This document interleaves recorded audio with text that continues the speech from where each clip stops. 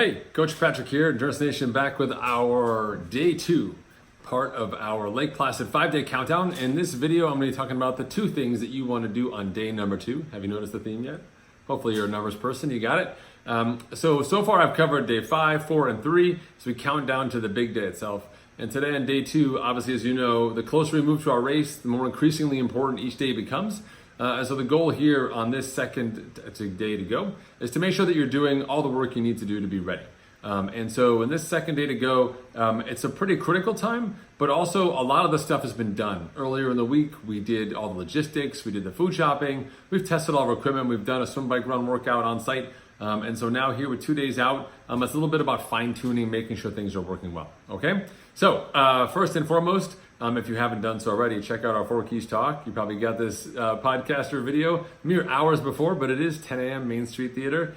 Just come on by, drop in. We'll do about an hour and a half lecture about the course, everything you need to know about racing and Ironman, everything you need to know about Lake Placid.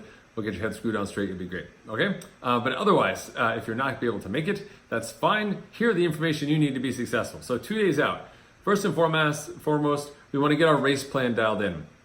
Now we'll help you with that at the 4 Keys of Race execution, but you can do this at home with your legs up, relaxed in your condo, hotel, wherever you may be. And the goal here is to go through exactly what it is you want to do in each day. People consider an Ironman event to be basically a long training day. I would argue against that, only that we really don't spend that much time thinking about our training. Instead, I get some food bottles, I get some stuff, I plan a route, I go, that's it. But with race day, we're trying to combine all 3 elements. We're dealing with the actual elements, the weather itself, other people on the race course, the nuances of what it means to be in an event itself, the adrenaline associated with it. Arguably, you're not as excited about your normal swim as you are about the swim on race week, which is totally fine. So we need to use this time to kind of work ourselves through the process of making sure that we're in a good, healthy mental space to be successful. And we do that by creating a race plan. And that race plan is literally writing out step by step what it is you're going to do.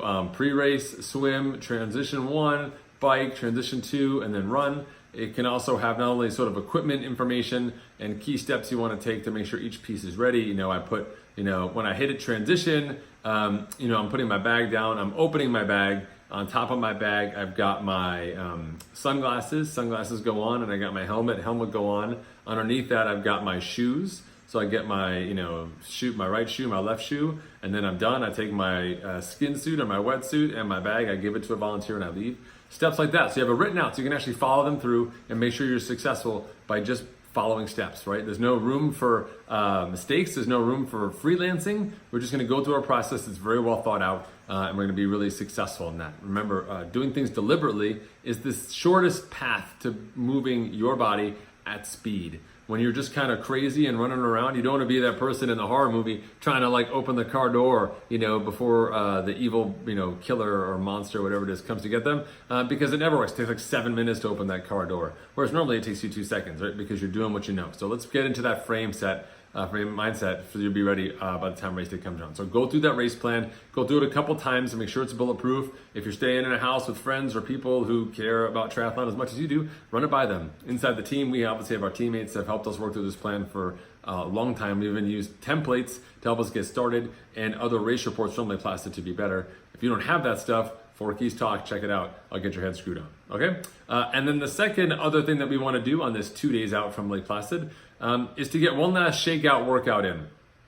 And so the priority 2 days out is to have, kind of that good sense of that you're on a high note. And so we don't want to go doing a full loop of the course. We don't want to run a full loop of the course. You don't need to swim 2 loops of the swim course, but we want to do something. We want to stay fit. We want to stay active, make sure things are loose, etc. And also just kind of take up a little bit of time because otherwise you'll go stir crazy since you're not working out, etc. So find a safe place where you can train. Easy options are like a swim run in the lake or run swim if you want. If you do want to get on your bike, you can do perhaps go down and bike out of town, but take a left and then bike out the run course, go all the way to the end, take another left and come back in, Goldilocks or Little Cherry, Big Cherry, and then the 3 Bears into town. That's like a nice, 12, 15 mile loop. And you can do it very easy, just stretch things out, be very straightforward. The idea is you're not doing it in town. You're not getting too amped up with other people. You are definitely not in the expo, wandering around, sampling food products and trying out